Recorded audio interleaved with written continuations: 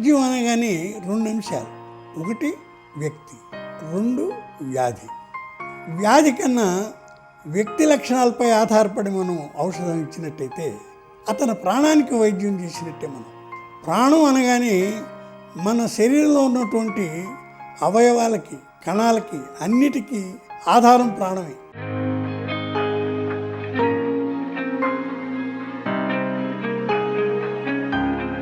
ప్రాణం క్రమంగా ఉంటేనే మనిషి యొక్క అస్తిత్వం. ప్రాణానికి వైద్యం అంటే ముఖ్యంగా మీరు హోమియోపతి వైద్యాన్ని గుర్తుపెట్టుకోవాల్సి ఉంటుంది.